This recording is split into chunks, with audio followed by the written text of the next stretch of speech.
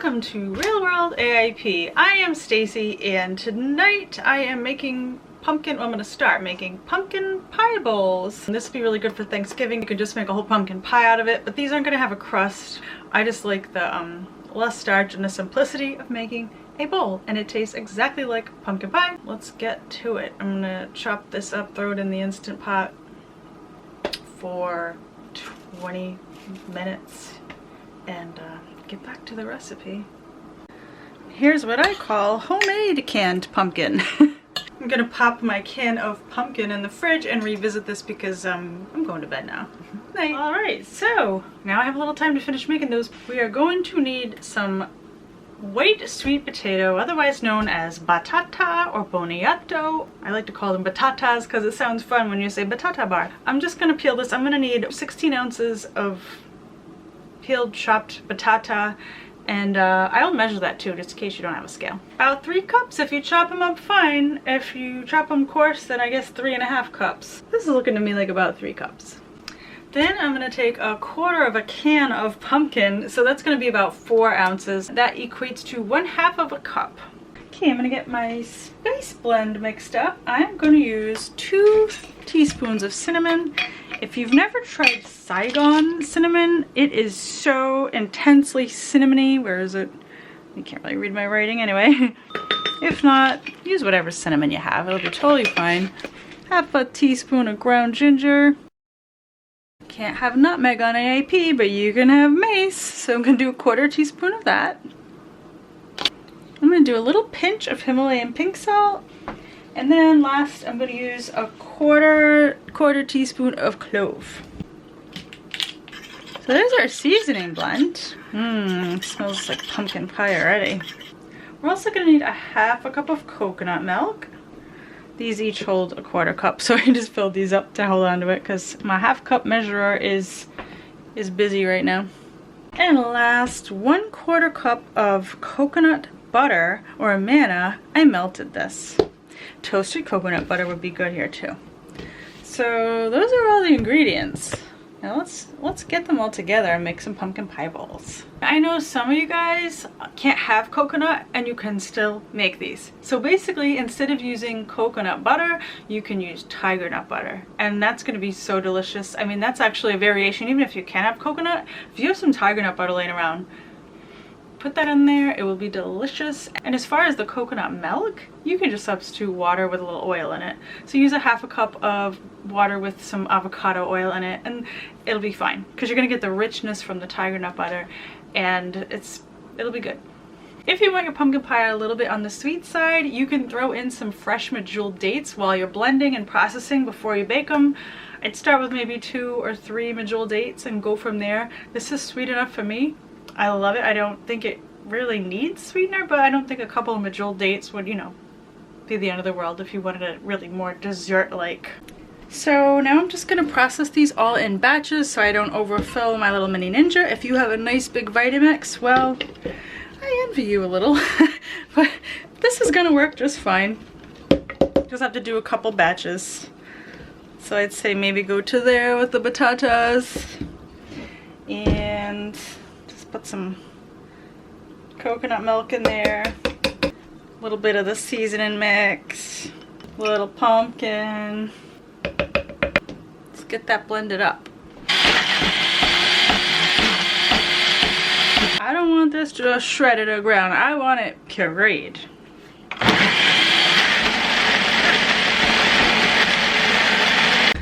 And then I'm just gonna take each little batch and stick it in this dish because I want them to be uniform. You know, this batch might have more seasoning blend and not enough pumpkin, but once we get it all mixed together, it's going to be perfect. I want you guys to see this little tool I have. This is a spoonula. This was a gift to me from a lovely lady that watches my videos and felt bad that I was using my hands as a spatula. I totally did that out of sheer laziness. I have a spatula, but not one this cool. This is way better than the one I had, so. Anyway, I'm gonna use my spoonula. Thank you to Jan and Jill for improving my culinary life. Keep processing the rest of the ingredients in batches until they're all in here. Don't forget your coconut butter. I had mine sitting in hot water to keep it melty, so I forgot to put that in my first batch, but that's okay. I'll just put extra in the next batch or two. It'll all blend up fine.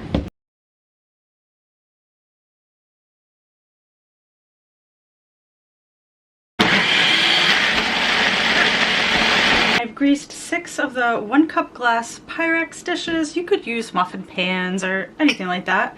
This is gonna make 6 servings. Here it is all pureed. I did it in 3 batches in the Ninja, and then I mixed it all together really well. About that, fun fact, I almost failed geometry in high school. My teacher passed me with a D-. I did get an A+ in geometry, in algebra and advanced algebra. I love some algebra. Anyway, I guess what I'm trying to say is when it comes to spatial stuff, I'm just not that good at it. I thought I had 6 servings, but apparently I had 4. So there you go, 4 servings, no problem. And I'm just gonna bake these in a 400-degree toaster oven, loosely covered with foil, for about an hour. So they're out of the oven. I love this. They're nice and firm. Let's see what we got. Oh, it's thick.